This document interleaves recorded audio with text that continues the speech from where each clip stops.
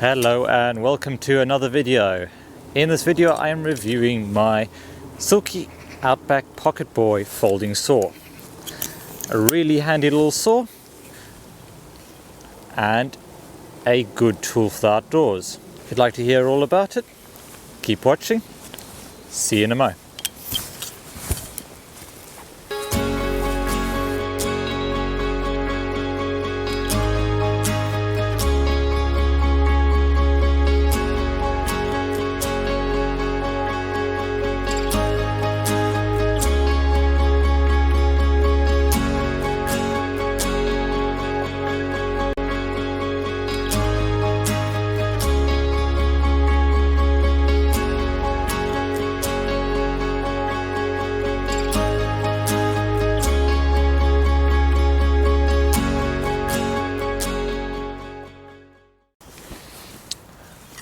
I bought the Silky saw to replace the Bracken Laplander that I used for a number of years before that.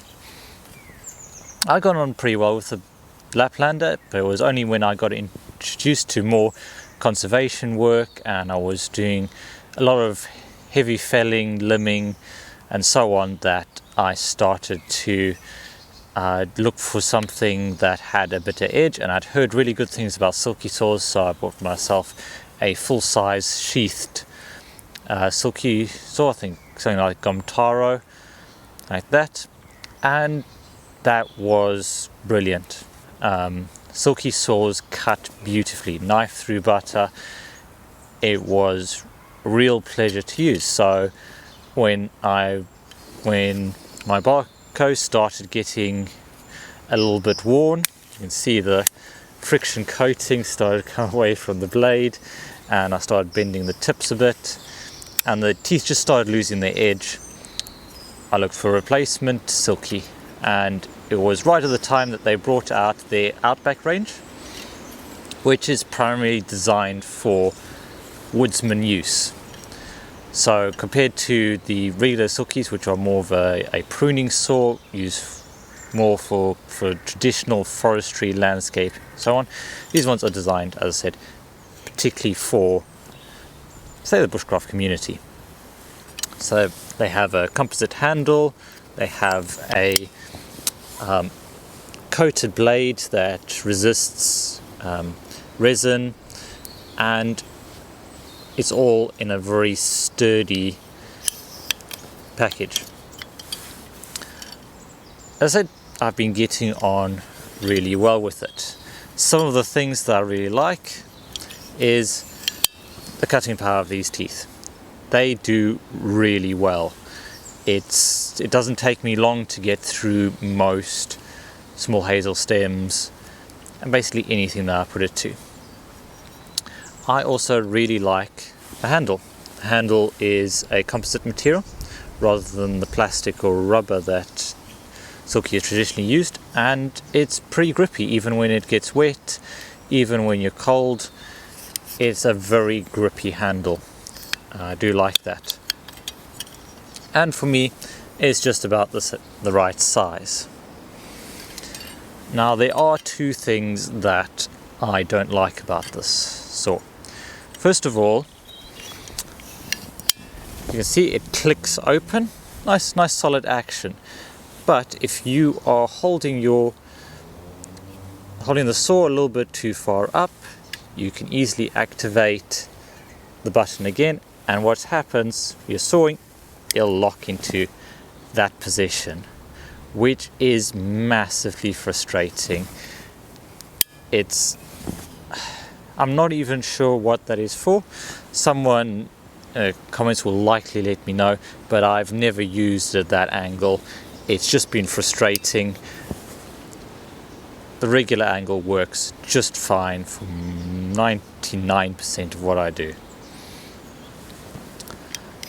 The other thing, the drawback, doesn't concern the saw. It's the sheath that the saw comes with. Comes with this sheath. And this has got to be one of the ugliest sheaths I've ever come across. I mean, I mean, yeah, nice you can see the saw, but it is not bushcrafty the slightest. They designed a really good looking saw and then dumped it in a cheap plastic hanger that you can't fit that on a belt. Kind of hangs from a clip, but it's not easy to get to either. Just, that's terrible. But fortune smiled upon me, and I worked out that the standard sheath that you can get that you can buy for a Barco Laplander fits a Silky Pocketboy pretty nicely too. So those are the two things I don't like. Other than that, this has been a really handy tool. Now, is it for you? Well, that's very much a personal decision. I think if you're just getting started, Barco Laplander is a good budget way to get started. They are very forgiving saws. I have bent the tips to 20-30 degrees and not had a problem, and it's been sturdy. I do like these to hand to beginners and people on my courses because they're pretty robust. Silkies are a little more delicate. It is a lot easier to break them. They are more of the standard pull saw, so you do need to be careful with them.